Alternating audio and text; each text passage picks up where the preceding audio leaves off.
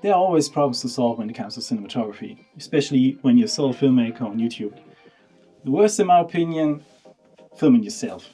But YouTube wouldn't be YouTube if it wouldn't already provide you with a bunch of solutions to give you a more cinematic look in your footage. Let me give you a few tips that I learned from a bunch of YouTubers, filmmakers, and cinematographers to make my videos even more cinematic. Let's get right into it.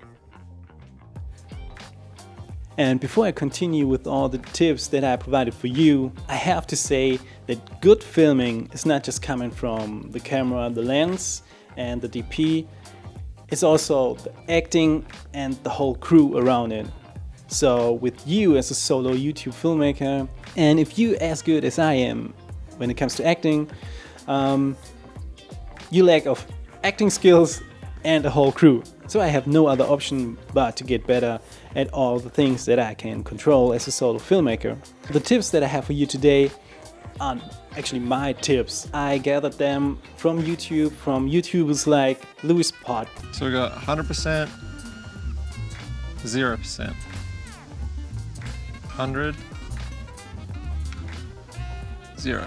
Brady Bassett, and the channel that you shouldn't subscribe to, Epidemic Light Media. Epic Light Media. I definitely recommend it to you if you're serious about learning cinematography. Let's get into the tips. So tip number 1, sorry for that, but let's get the boring but necessary part and rush through it.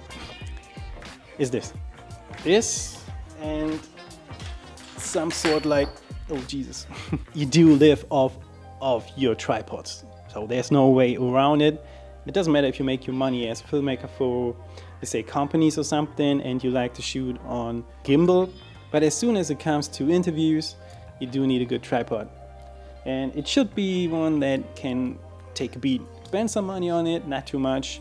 You don't need to get a Zackler tripod, but there are a lot of reviews on tripods, so dive right into it and get the one that you think is the best for you. Oh yeah, and you should get 1 or 2 of these in different sizes. Like this is the smallest one that I have. It is a 5-in-1 reflector diffusion thing, perfect for run and gun situation. It unfolds. The bigger it gets, the harder it is to fold it again, but definitely worth it. And you don't have to spend a lot of money on it. So let's get to tip number 2, and that would be framing. When it comes to framing and cinematic look, this is your fundamental, this is your base. Even when it comes to this talking head right now, first thing that I did was looking for a frame. So I took the corner right behind me and I built on top of that. I set my couch right behind me. I got this, you see the harsh light there? This is on purpose with my Angler Eyefish 320DN. I set up the lamp here just to fill the frame. I got the plant behind me just to give this image all kinds of layers. And I set myself more towards the first third here. My favorite ones are like rule of thirds, of course, you can do everything with it.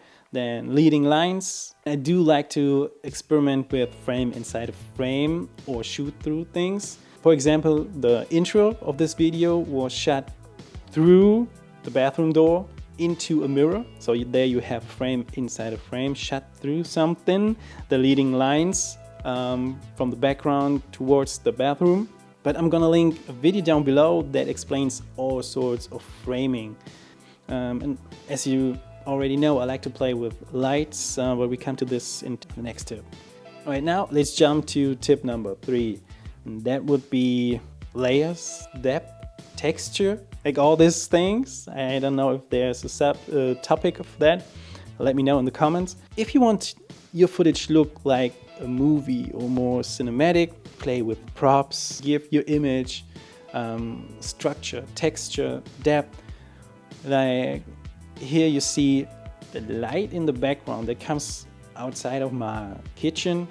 I shaped it that it gives it this spotlight look. It just suits the light that hits the props. And here you see the picture that reflects the lamp that is standing on this counter, which gives the lenses a little bit of fill light and also justifies the light that hits the lenses. It is like visual storytelling that you need for your images. Give the viewer some sort of interest in your whole image, not just the subject that is shown, but also what happens in the background. Think about it like you want to do an episode of The Simpsons where there's so much happening in the background. Just get 10% of this inside your footage and you're good to go.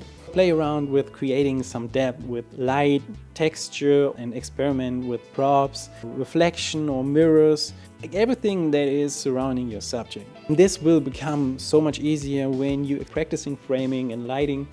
Then you can focus on props and everything that is inside your footage. This is a process. It'll come. If it's tough right now, trust me, it'll come. And last but not least, tip number 4. And that would be creative with camera movements.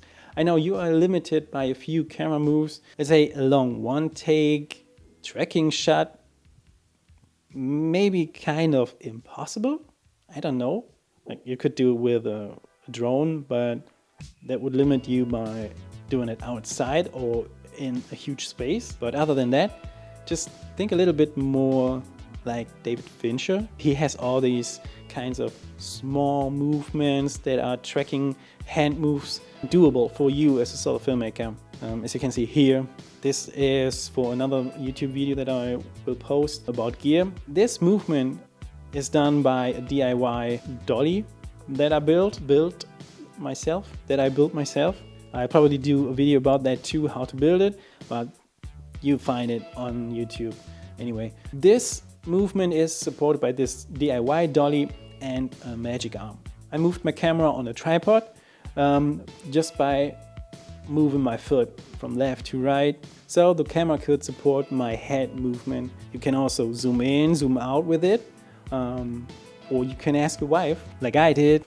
And this right here is filmed by my wife, so don't be shy to ask people to help you out with a few shots. I guess the quintessence is just be creative with everything.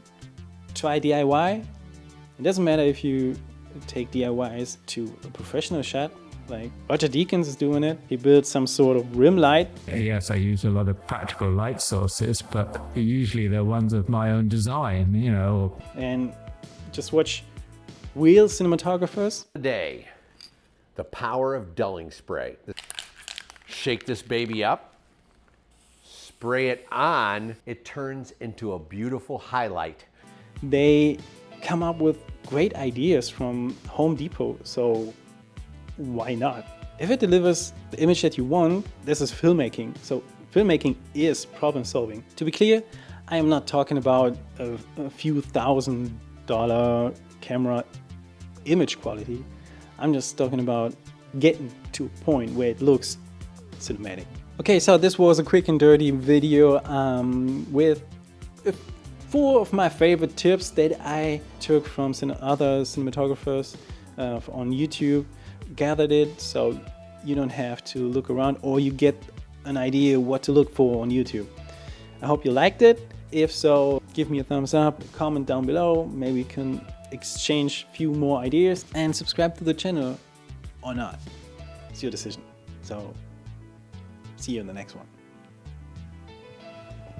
Peace.